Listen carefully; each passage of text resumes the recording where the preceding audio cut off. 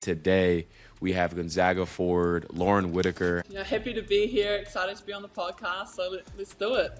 Obviously very proud to be from New Zealand. I think that's probably something that's rooted within a lot of our culture is just that pride. You're having a special year yourself, 20-10 on the year. That's impressive. That's got to be top of the country for both statistics. I had no idea coming into the season what it was going to look like for me, honestly. You'll be in the post-up and the other girl will look completely tired and not want anything to do with you on defense. And then you watch the next clip and you're popping out off a screen from three. And I'm like, yo, what the heck? Like she could do both. That's special by Coach Fortier. I said it right that time too. Yeah. The coaches always say it, but when you have Gonzaga on your chest, I think there's also that big target on your back. Damn, that's a good question. Rudy, you've been snapping on the rapid fire today. I'm not gonna lie.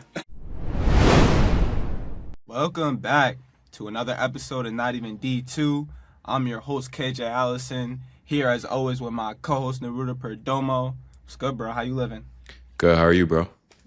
Life is good. It's always good when J. Cole drops. At first, I wasn't really jacking the album, but now it's one of my favorites. I've been spamming it, bro. Have you been tuned in with that expression? I feel like you haven't.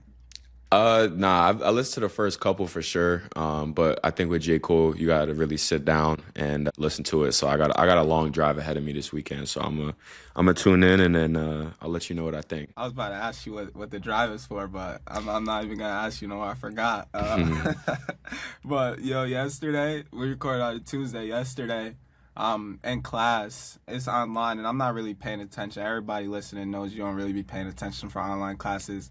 And I look up, and I'm watching the Pistons game, and they just getting it, bro. They going crazy. Miles Bridges, Diabate, Duran, and Isaiah Stewart couldn't wait for something to pop off. You could tell he really on that, but it was crazy. And then I watched the Arizona versus Kansas game. Our boy Melvin had like 26 and 6. He was bugging. He shot like 6 of 25, but we'll leave that for another discussion.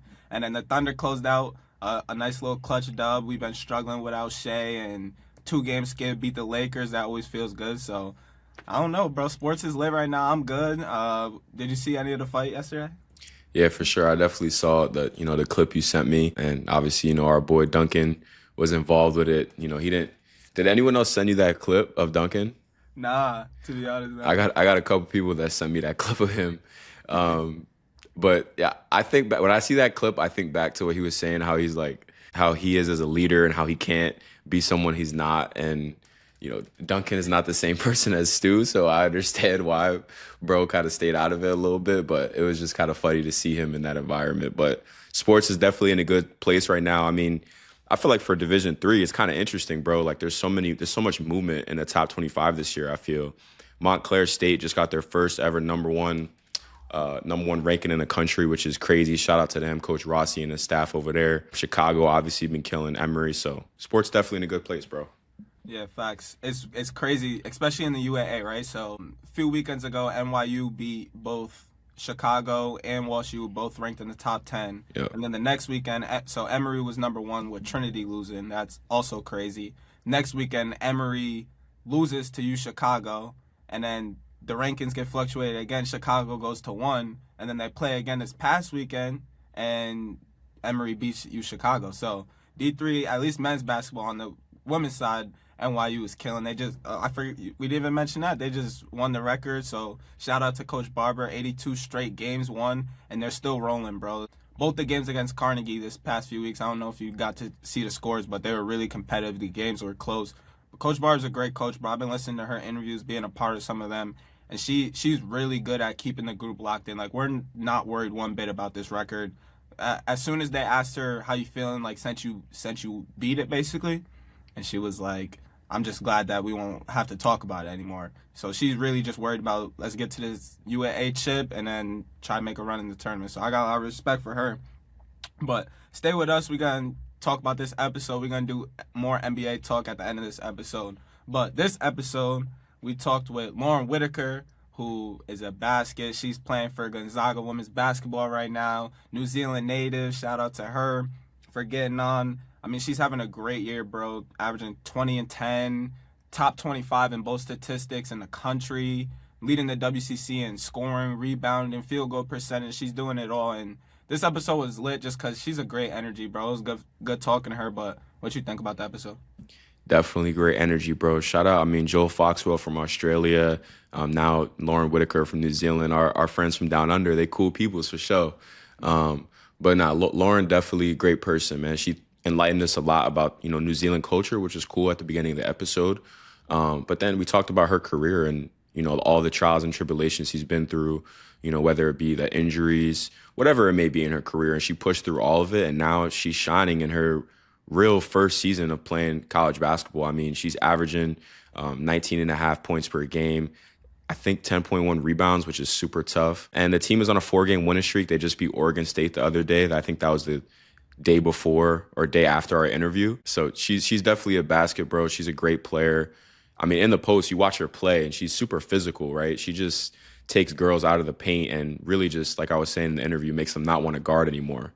So it was a great conversation, and I'm really interested to see where Lauren's career goes because, like I said, she's great in the post, but she can also shoot, bro. She has shown the ability to shoot. So I think, pro scouts, whether it be WNBA or overseas, are really going to like that part of her game, and she's only going to grow as she keeps playing. But definitely a great interview, bro. I'm excited for the viewers to get to know Lauren.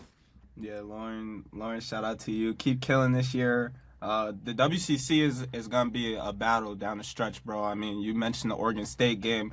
That they were both at least within one game or tied in the standings. I could look at the standings right now, but like I said, one of those two teams are going to win it, and then when you get into the tournament, both of them have potential to really be like a 7-8 seed and make some noise. I got faith, and we didn't talk too much about Coach Fortier, the Gonzaga women's basketball coach, but just by her resume, I feel like if she gets to that moment, they're going to do big things with Lauren leading the team, bro. So Gonzaga's number 1 right now, 10-2. Oregon State 9-3. LMU 9-3 as well. So it's gonna be a good WCC playoffs. We're excited to tune in, and let's hear from Lauren Whittaker.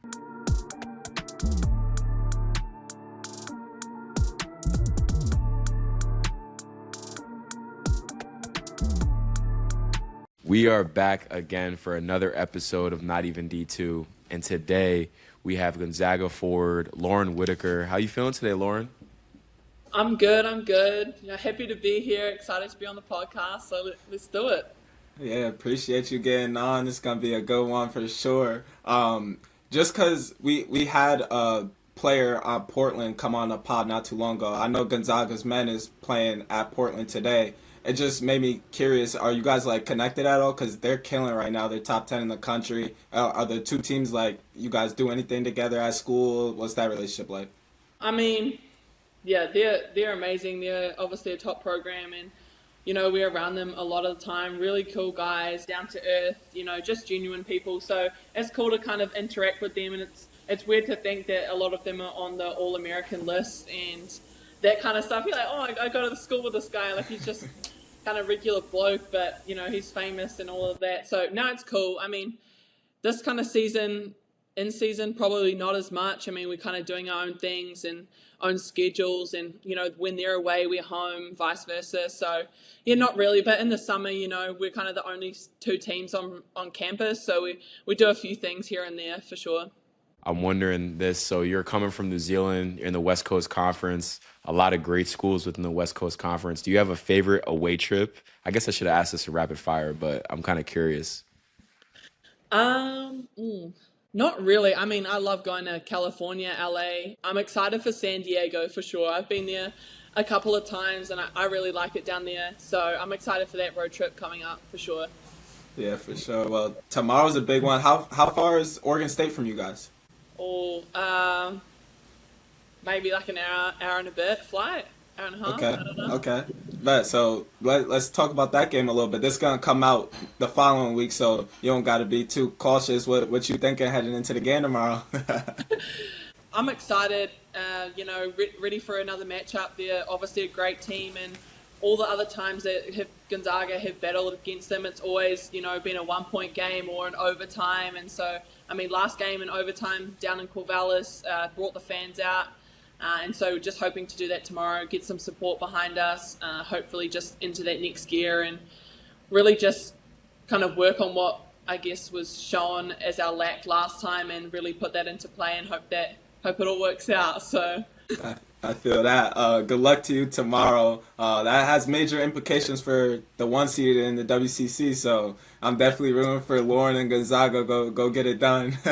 But so I'm a bit of a nerd. I was doing a really big rabbit hole. I went down a really deep rabbit hole of New Zealand basketball. So I want to talk about that a little bit. I was doing research on the national team, why you guys are called the Tall Ferns, all that kind of stuff. So just start. We could talk about like what the New Zealand basketball culture is like, because that's something I'm still kind of curious about. You know, I'm seeing a lot of people from New Zealand, especially on the women's side of things, come over to the NCAA. So just talk about the culture out there and all that kind of stuff.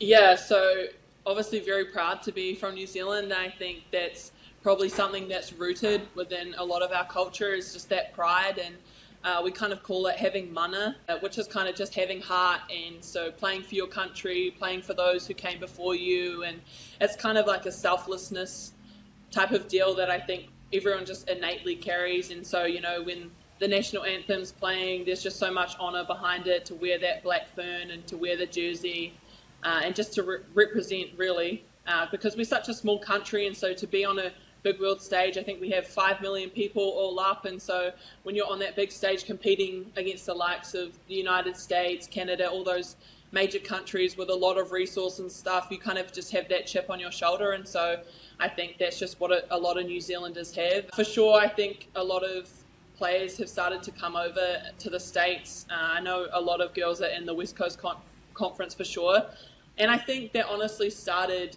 during my sister's era. You know, just I think she's 5 years older than me, and so she went to the University of Colorado, and she was probably one of those first leading ones with the likes of Charlie, Sledger Walker, and so it wasn't really a big thing back then. And I think now with the exposure, with media, and all of that, I think it's a lot easier for us to get in contact with these colleges over here. And I think more and more as the years go on, they're looking for international players, because I think we have something special to give to the game, especially over here, the versatility.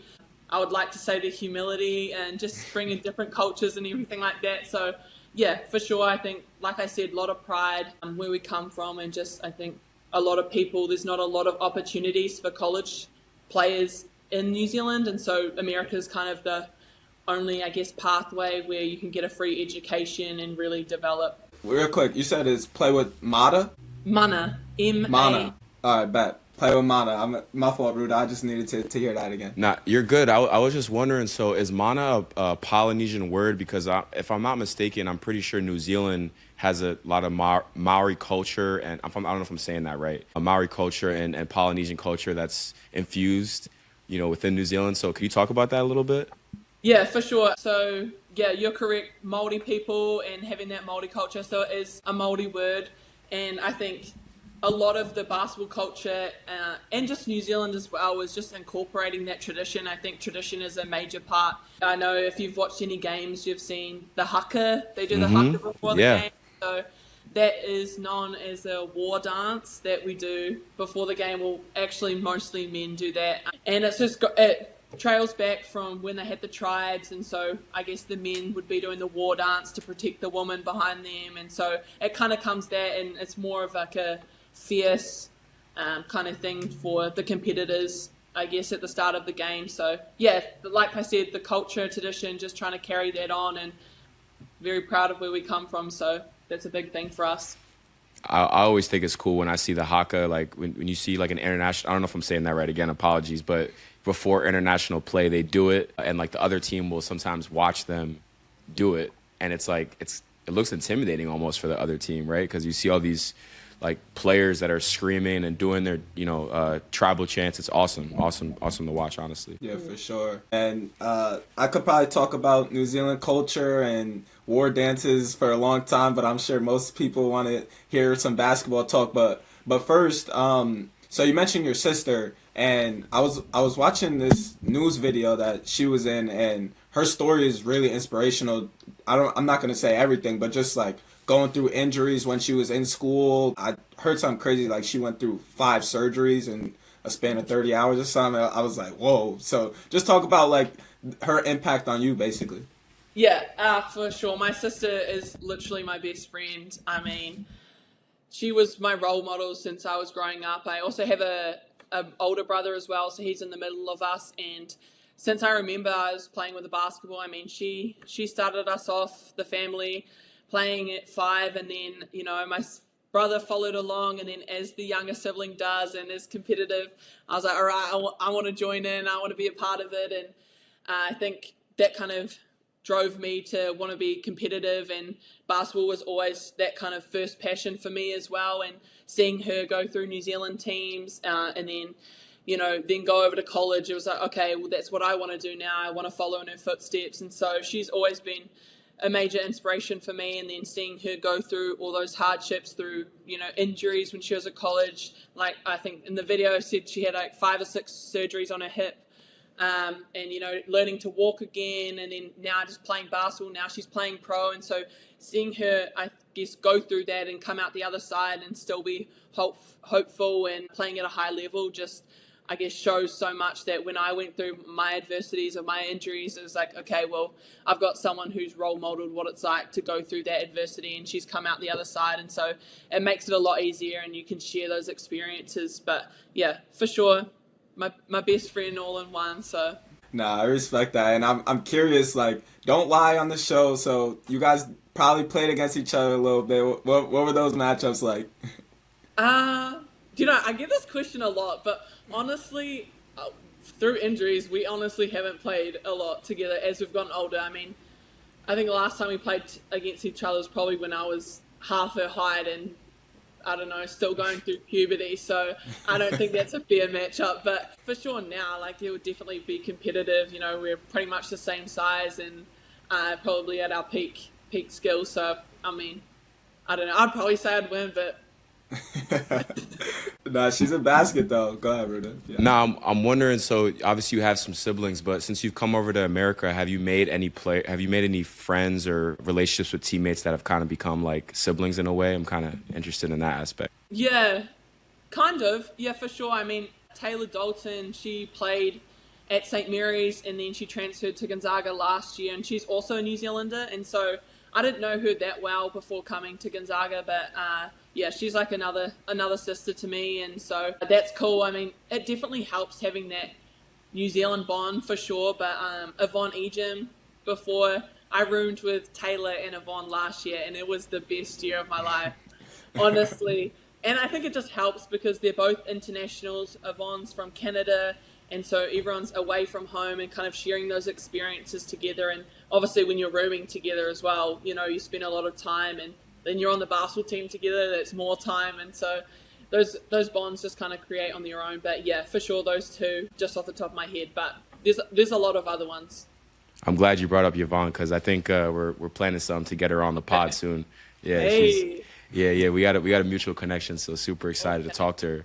But the reason why I brought that up, and it might be a weird question, but I heard you talk about in an interview how like this Gonzaga team is relatively young just compared to other teams in college basketball right now, and how you've kind of stepped into a leadership role almost for this team. So I'm just kind of wondering how you kind of stepped into that role and what it's like being a leader. Yeah, I mean, honestly, when a lot of people don't know what they're doing, I think there's not really a chance to sit back and just kind of see it all unfold. So, I mean, although I've been with injury, I've the longest one been at Gonzaga. You know, I've been here a year and a half and hadn't played through just injury last year and my knee. And so I think I probably have that natural leadership instinct. But yeah, just knowing that there's freshmen coming in and there's transfers that haven't been around the program, don't know what Gonzaga basketball looks like. I kind of had to help them as such. And even though I was learning as well, I think it's hard balancing both of that. But yeah, you know, they're such amazing girls, and so they're very, very easy to deal with and to communicate with, and so they picked it up relatively easy. I don't know, I think it's going good. I mean, we're still learning every day, so I'm still learning how to be a leader, how to guide them, but also develop myself as well, because like technically I'm a freshman, but I've been here, it's a whole thing, year and a half, but yeah, so I mean, excited for sure. I mean, definitely, it's definitely going well this year for sure. I really just want to know though, like, how do you set the expectations though? Like, how do you teach the new players what the Gonzaga way is about? How do you set the goals for your teammates? Like, talk about that aspect of it.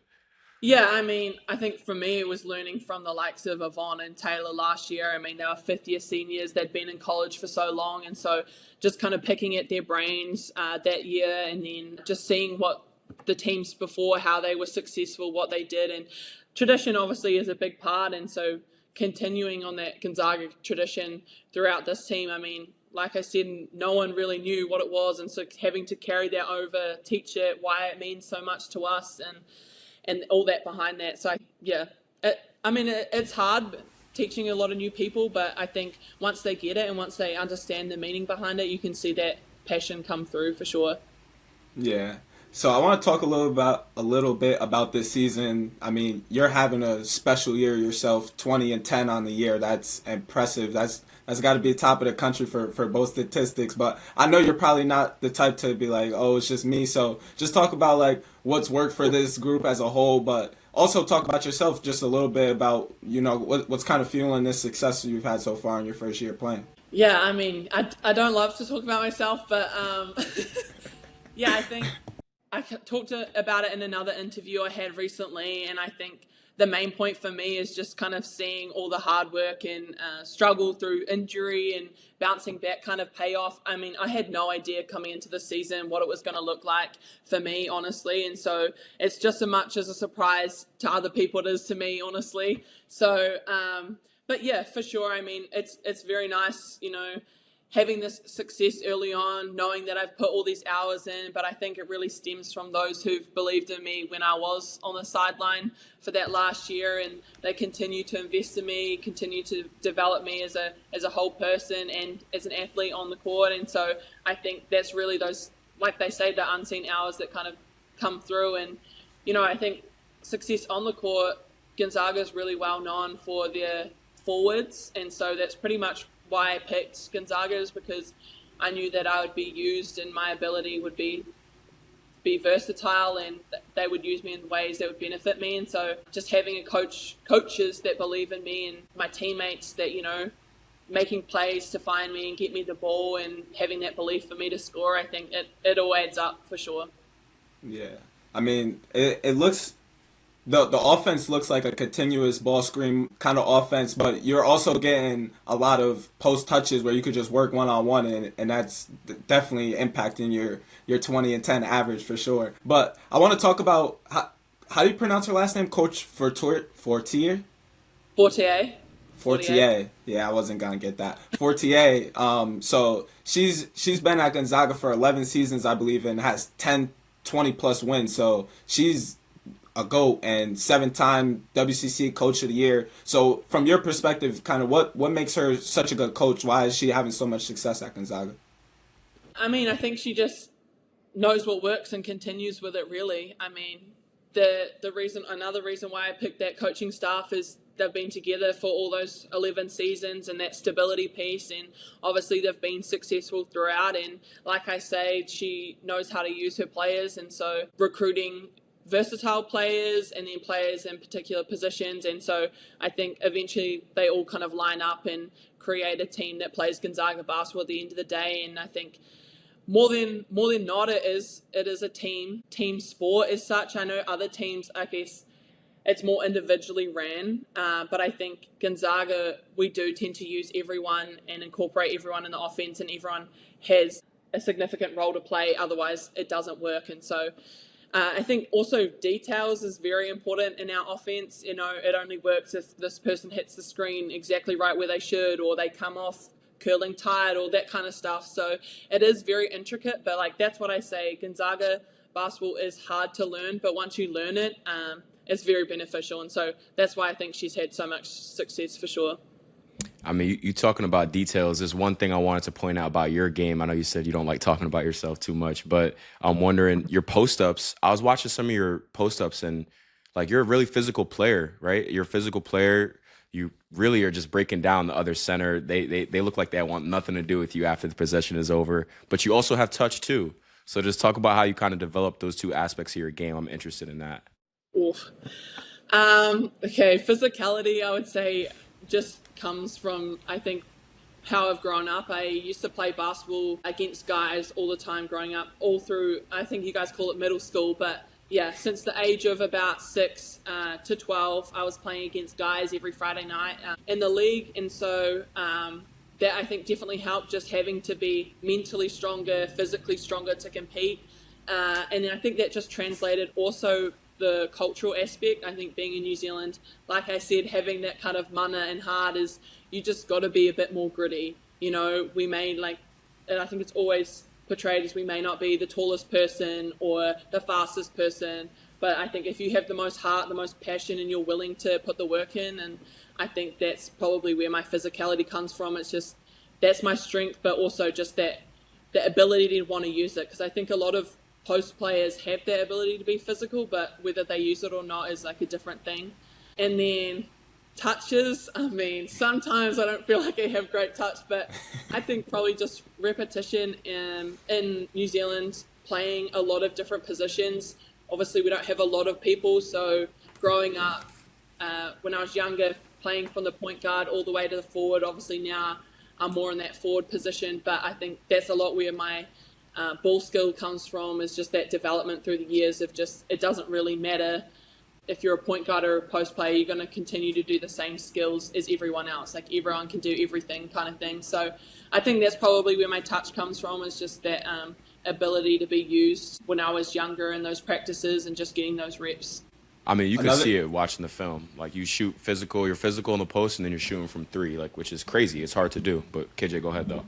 Yeah, I was gonna build on the shooting aspect. So you're usually, like, if not the biggest person, definitely the most physical player on the court, but you're also shooting like 38% from three right now, and it's not on just like 5 or 6 attempts. Like, you're shooting for a center, you shot a lot of threes this season. So does that go into your workouts, like shooting threes, or is it just like you're naturally a good shooter?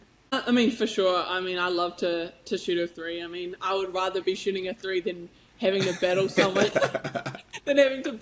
down the post, but that's just not how it goes sometimes. But yeah, for sure. I mean, in the workouts, shooting threes, I think I've always kind of had a good, I guess, touch as follow through, or, you know, since I was younger, and like you said, playing all those positions, you're just naturally in those positions playing to shoot threes. But yeah, I mean, I work on them quite a bit. So, I mean, I'd hope they'd go in sometimes. So. Nah, it's definitely, I mean, like I said, it's definitely cool to watch, because, like I said, you'll be in the post up and the other girl will look completely tired and not want anything to do with you on defense. And then you watch the next clip and you're popping out off a screen from three. And I'm like, yo, what the heck? Like, she could do both. It's dope to see. That's also why the continuous ball screen works, because you'll set a screen, roll to the basket, and then if that's not open, you're right back out to the 3-point line after the next side gets reversed. So that's special by Coach Fortier. I said it right that time too. 100%, bro. And I'm wondering this too, like, you're playing at WCC. We talked about how there's international players that come in to the WCC and are playing right now. Who are some other players that you've loved competing against? I mean, Oregon State, they just have good players. Shula, she's a good player. She's a baller.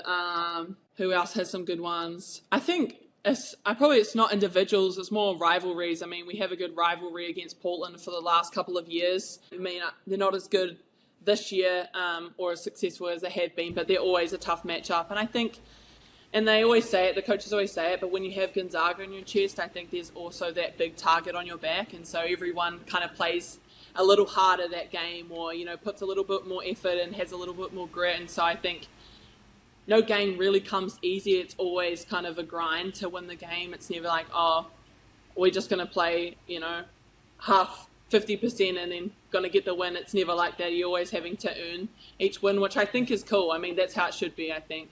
Yeah, 100%. I mean, Gonzaga's been on top of the WCC for quite some time, so someone's got to come in and knock them off, and everybody's got that on their bulletin board when they're coming into your guys' arena. Like, yeah, this is what we trying to do. We trying to basically shock the world, to be honest. One thing that I was curious about, I got a few more questions for you, but you went to the NBA, Basketball Without Borders. I don't know the full phrase, but basically it was just a bunch of the best basketball players from different countries. I was just curious if you could talk about that experience, how that came to be, and what the experience was like. Yeah, so I tore my ACL junior year, as such you would call it here. And so that was right before under 17s for New Zealand's World Cup or something like that. And so obviously didn't do that. Went through rehab, and then the next year, start of my senior year, my first tournament back from my ACL, I think maybe I was a month back or anything, we had the under 19 nationals. So that's all the teams from around the country playing that. And so I was playing for my region, was successful in that.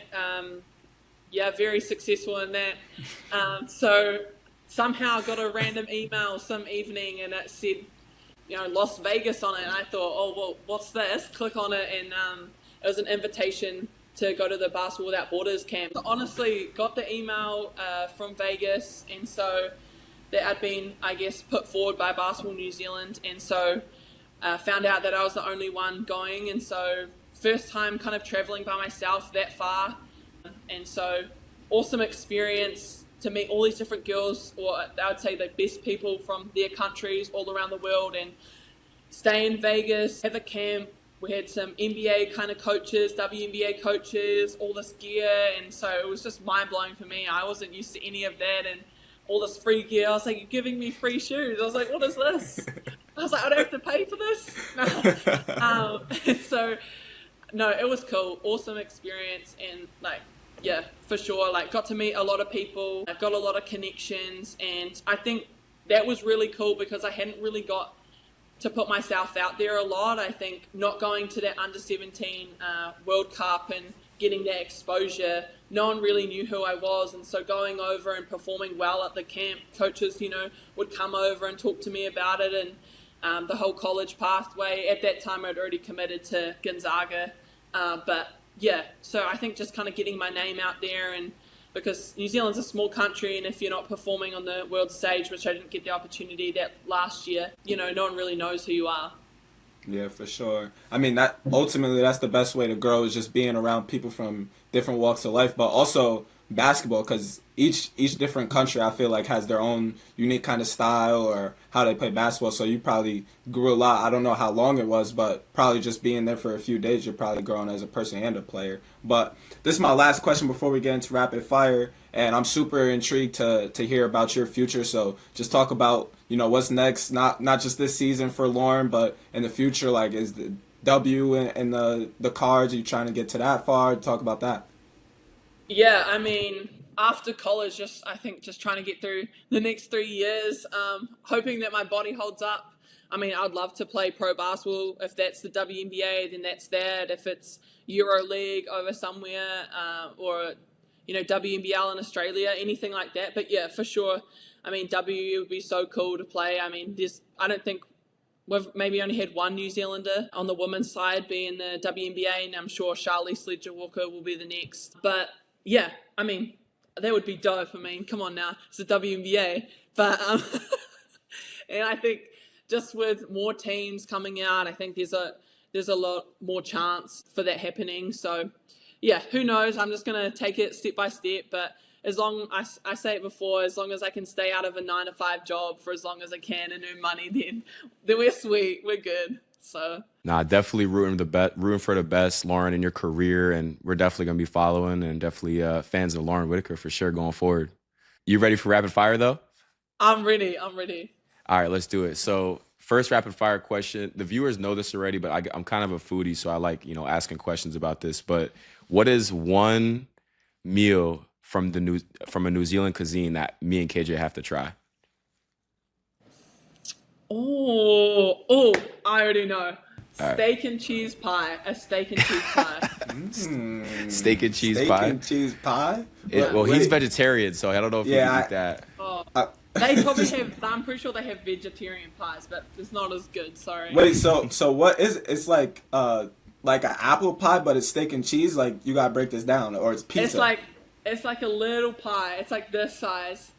It's like a pastry, and it's got steak and cheese in it, and it's just so good. Like, I don't know if I can jack that. Oh, okay, that's a good point. Chicken pot pie. It's like people chicken get pot into pie, it. but like a steak and cheese. It's so good. But you get them from, like, you have to go to get it from New Zealand. I have never seen one in America. But it's the first thing I get when I go home. Steak and That's cheese tough. pie. Is there an American meal that you will swear by now since you've been to the States or nah? Oh. Not really. Not really. I don't. Honestly, the food hurts my stomach a lot over here. It's not good for me. It's not a good combination. But, yeah, I don't know. I don't Fair, eat a lot of fair. the fast food here. You know, people on this In-N-Out and Chick-fil-A. I'm sorry, it's a hot take. No. It's totally understandable. I feel you. I got you. Next rapid fire question I got for you. 3 songs that will always be in your playlist before games. Whoa. I don't know. I'm gonna say anything by Chris Brown. Anything. I always Breezy, play. okay. I always play Privacy before. It's game day ritual. You Don't know play it on the ball. podcast, You know though. she knows ball, Ruda. Don't play on the podcast though. Hey, I did not expect the Chris Brown answer. I would be honest. I love it though. I love it. All right, and then last rapid fire question: was there a player either that you worked out with, that you played against, that you were just like completely shell shocked by, like, whoa, I can't believe I'm going against her? Oh. Damn, that's a good question. That is, Ruda, you've been snapping on the rapid fire Yeah, today. come I'm on not gonna lie. I don't know. Honestly, I mean, I wouldn't say played against, but I mean, we went to the tournament in Thanksgiving in Florida, and so the likes of Iowa State was there, so you got Audie Crooks and all of that, and so just, I mean, we never got to play them, but being around them and knowing, like, they've got a lot of followers, and so kind of being around their presence was cool, and then Paige Beckers came to Gonzaga, which was so cool, and she came to our Colorado State game, so she watched that, and that was just dope. She was practicing in our facility before our practices, and so that was a surreal experience. And I look back and I think, gosh, like if I thought that 5 years ago, I'll be like, that would never happen. But here we go. Here we are. Yeah, here we are. Shout out to my guy, Coach Fennelly, Iowa State head coach. That we had him on the pod not too long ago. That's my guy. And Paige came to the game this year against Colorado State. Yeah. So you guys lost in front of Paige? I know, isn't it tough? But we're gonna end this episode with a starter 5 edition. So as a coach, you're assembling a lineup, point guard through center. Who's your lineup gonna be? But this edition is gonna be you're at the center and you need to build a lineup with people that you played with or against. So anybody that like you've been on the court with, just tell me where they played at and like who you would want to play with. Played, so I have to play against them or play with Or them. with, yeah. I'm probably gonna pick Bonnie. Pick Bonnie. Yeah. At the 4? Yeah. Well, if I'm the 5, then I guess she can be 4. Or flip flop, okay. You know we don't have positions here at Gonzaga anyway. Come on now. 4. Oh. This is a hard one. Maybe I'll keep it Gonzaga. Okay. Maybe I'm that's gonna say fair. Trong. I'm gonna say Trong Twins is my 1 and 2, and now I need a 3. Ooh. Maybe I say Brenna Maxwell, elite 3-point shooter. So yeah, You got maybe the twins, and then a shooter at the 3, and then you and Bonnie at the 4 and 5. That's a good lineup. I'm gonna just say keep it Zags. Come on now, keep it Zags. Go Gonzaga! I'm rooting for you guys tomorrow. Hope you guys get it done. But appreciate you getting on. Know that it's not late for you, but it's late for us. So appreciate you making you time. guys. appreciate you making time, and we're big fans. No, I appreciate you guys. Nice to be on the podcast. That is going to conclude our convo with Lauren Whittaker. I feel like that was definitely a good episode. People definitely should value that. Just her career is really taking off right now, and it's going to continue growing. We kind of ended with her future and maybe some W talk, and I wouldn't be surprised if, in 2 years you're seeing Lauren Whittaker mock drafts and potentially getting into the WNBA. So I'm rooting for that. What you think about either whatever you want to talk about, Lauren, this episode, Gonzaga? Let me know. Nah, I mean, you obviously know more about the WNBA than I do, and you teach me a lot. So the fact that you're saying that she's right on the cusp of being right in there shows a lot, bro. It shows a lot. So like I said at the end, definitely excited to see where Lauren's career goes. She's a great person, just first and foremost, and that's going to take her even farther than, who she is as a basketball player. So shout out Lauren for sure.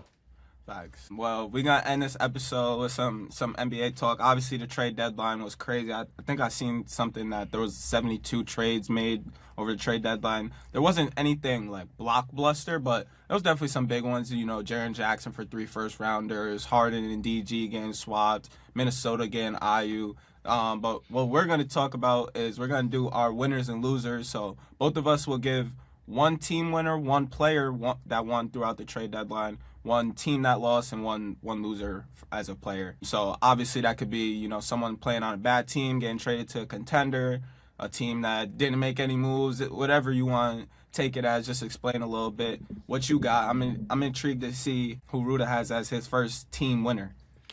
For team winner, bro, I would say the Cleveland Cavaliers, because when I watch them play, they kind of revamped their whole team. Like, it looks different watching them play now. They got Keon Ellis guarding the ball, Dennis Schroeder coming off the bench now. They kind of needed that off the bench scoring because they lost Ty Jerome, and Lonzo wasn't really doing much for them. But then now they have the 1-2 punch of Harden and Donovan Mitchell. Like, I was watching some of the clips of the Nuggets-Cavs game, and granted, they were down late, but, bro, they came back and won that game, bro. And that scoring punch of them too, especially with Harden in the pick and roll, with Allen and Mobley when he gets back, like, it could be decent. So it has the potential to be a really good situation for both. The one thing that does worry me, though, is Harden in the playoffs. But can Mitchell and the other cats kind of rise up and bring them to the promised land? I guess we'll see. But that's my first team winner I got. Yeah, I like the shout. That's definitely a winner in the deadline. And I was good. I was big on that trade when it first happened for both teams, to be honest. The Clippers side, like, you get a lot younger regardless. Kawhi's killing, so regardless if DG is fully healthy or if he's not playing, you still have a chance to do something with Kawhi Leonard at the helm and how he's playing. But for the Cavs, like you said, bro, Harden brings a different dynamic. They kind of needed a culture change in the room. And when you watch last night, like, D. Mitch is usually in the clutch, everything to me. And with Harden, he was kind of fine with, you take the last shot, and he gamed him. And like you said, in the playoffs, bro, D. Mitch rises his game already. So even if Harden might go down a level, D. Mitch is going to go up a level. But I do think that Harden's in a right spot right now to kind of have the freedom, and you seeing some of his old moves come back out with the step backs and stuff. So I like that trade for sure. Good shout. My first winner for the team is going to be the Minnesota Timberwolves. And not that they did anything crazy. They got rid of Mike Conley. They got under the tax, so they can make a move. But really just getting Ayo DeSumo from the Bulls without giving too much up. Rob Dillingham. I forgot maybe one or two other pieces that they gave up. But ultimately, you didn't lose much anything in your rotation. But you get a great player in Ayo who – great guard coming off the bench, or he could start or finish games for Dante DiVincenzo, but he could shoot it. He's been picking up full a little bit, so I really like this trade from Minnesota. Just add some guard depth, and I was a big time player, bro. He showed a lot of potential in Chicago, so that's my first winner for sure. Nah, I mean, definitely a great pick. I wanted my Knicks to get Ayo DeSumo for sure. He can guard. He can, he's been in the league for a little bit. He's a winning player. He won a lot at University of Illinois, Champaign, but definitely a great pickup for Minnesota for sure. All right, so I'll kick it off with the losers. You want to do player or team first? We could do team. Yeah. So my losing team, I'm going to do the Houston Rockets, bro. And why I say the Rockets is, they're 9-4. Their last 13 they've had a good record recently, but when you watch their games, it's just so hard to get any consistent offense. I mean, teams obviously are focusing on Kevin Durant, as you should, but in the beginning of the season, it was Alperen Sengun leading a lot of the clutch time offense, and it got a lot of flack, like, Kevin Durant's on your team, give him the ball, and now it just looks impossible to get any type of flowing offense. I don't know what Ime's really doing. It just looks like they have nothing besides Kevin Durant go on the wing and try to box your man out to get the ball, and then it's still a struggle. I mean, a lot of people have been talking about the play. Stephon Castle was just hounding him throughout the whole fourth quarter, and then, Wemby with the big block. But a lot of teams are just denying the hell out of KD, and then their offense has nothing, bro. So to not make a move throughout the trade deadline, there was plenty of pieces. Even if you get a Kobe White or Io, just maybe a small piece, a guard that can come in and get you a look. You don't have Fred VanVleet for the rest of the year. Reed Shepherd hasn't been doing his thing. And then Amen is not really providing much because all he is at the rim. Sengun's not spacing the floor as much as he was in the beginning of the year. I have a lot of problems with how Houston's running their offense lately, as you can tell. But I just think not making a move throughout the deadline was kind of a red flag. Not for sure. I think, when you have a player like KD who just signed an extension to be with y'all, like you want to try to do everything in your power to win. I saw a report that maybe Harden was going to be interested in Rockets reunion. You never know if that's accurate or not, but when players want to come to your franchise and play for the Rockets, you try to make those moves, but they didn't make any moves at all, it's definitely it's not a good sign because, like you said, there were 72 trades, so obviously a lot of other teams are trying to make even marginal improvement to their team. Only 3 teams didn't make a trade, and they were one of them. Yeah, that's rough for sure. For me, my loser, I wouldn't say like right now is a loser, but we're going to see who loses this trade in a few months. And that is the trade between the Pacers and the Clippers. Because if I'm not mistaken, so they traded Ivica Zubac. The Clippers traded Ivica Zubac to the Pacers. And that's not the reason why they lost that's not the reason why they lost the trade. I believe that the Pacers included their 2026 first-round pick in that deal. And that first-round pick is 5 through 9 protected. So basically the Clippers and Indiana are basically rolling the dice on who gets that pick in this upcoming draft, which for Indiana, you spent this whole year tanking. If you don't get that pick, you get Zubac, which is a big help to your team. But then is this season kind of a wash in a way? But then if you're the Clippers, you get that pick, you get re-energized into your franchise with DG, a new top 10 draft pick. I don't know. It's a gamble for both teams, and I'm really interested to see who plays out. Yeah. Bro I'm not gonna pick a loser, but this trade is gonna have a loser. I respect it. That trade is interesting. It's like one of 2 trades that's ever been like that. 1 through 4, the Pacers will get it. 5 through 9, the Clippers will get it, and then 10 through 30, it will go back to the Pacers. So the lottery, I usually like watching all the ping pong balls and just the excitement teams get, but this one's gonna especially be fun because there's 3 or 4 teams that all have a protected pick, so that if it falls outside of that protection, it goes to a different team. Especially, I'm excited to see what the Thunder get. But also in the Pacers trade, they included another first-round pick. So even if that one goes to, waste, the one this year, next year's pick, it will also might be, a lottery if the Pacers don't get back to how they are. But I'm excited to see how the Pacers kind of play. They were playing with Miles Turner, stretch ball 5, fast offense. But with Zubac, obviously, you're not going to stretch the floor as much. You're going to have a more dominant role partner and post-up presence, but also Pascal, I don't know if he'll be able to get down to the rim that much. Let's go quick with our winners and losers for the players. So my first winner, I'm going to do Jared McCain. And why I say this, I don't know if he was ever going to get to blossom in Philadelphia, playing behind the dominant guards in VJ, Tyrese, and then with Embiid. Like, they're all very dominant with how much usage they have. And it was kind of seeming like he wasn't getting the opportunity at a certain point in Philadelphia. Now with the Thunder, yes, he's still behind dominant guards. I'm not saying that. Shea, Dub, Wiggs, Queso, like I keep going. But now you can take this year to really rehab or strengthen your leg however long you need to. And then, like, if you're doing good, you'll stay on the court. But if not, like, you have many years to gel with this young team and see what your potential is. And then my loser, I'm going to go Anthony Simons, bro. And really why I'm saying this is just because he was on Young Man in the 3 talking about how he loves Boston, how he's excited to finally get a chance to play in the playoffs. He's been in Portland, not really having that opportunity. He was excited. And then trade deadline comes in, now you got up and leave, go play in Chicago where you have zero chance. Definitely no chance making the playoffs. I don't know what the Bulls are doing.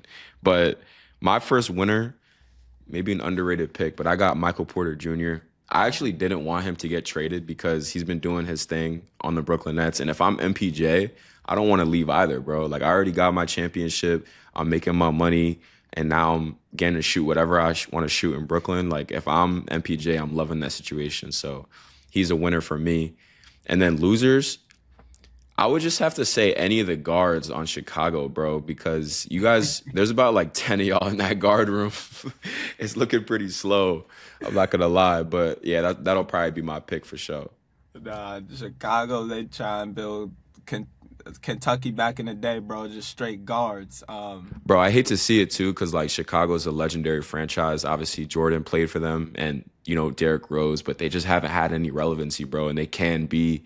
Like, I feel like the NBA is better when Chicago is good. So yeah, it would just bring like the nostalgic fans back, really tapped into if Chicago's good. But it's hard for them to kind of grow too, because we talk so much about we don't like teams tanking, and they're proving we're not tanking. Like, we're gonna try to win games. You're just not good enough to win games, and then when you finish with a 500 record, you're just in the middle of the draft, so you're not really getting a high opportunity to get the next guy or, you know, like compete for a championship. So I wanted to ask you your opinion about the Jared McCain trade because Daryl Morey basically was saying we sold as high as we could have on Jared McCain, and I feel like Future's gonna say whether or not he's right. So I wanted to get your opinion on that real quick. Yeah, so the Thunder needed a ton of shooting. Like, we're towards the bottom in statistics and 3-point shooting. So he automatically is like second or third best shooter behind Isaiah Joe and maybe Aaron Wiggins. So get him in the room, and that automatically makes our team a little bit better, I think. But I do agree that, you know, 3 second rounders is kind of steep for Jared McCain. Not that, you know, you have to be a proven player, but he just coming off a rookie season.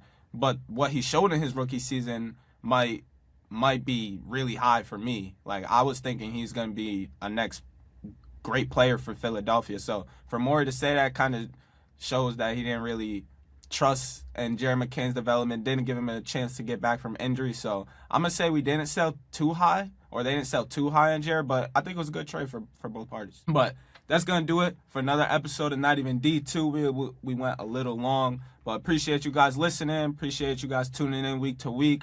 We got more episodes coming out, great ones, great guests coming on. Make sure you subscribe. Go follow us at Not Even D2.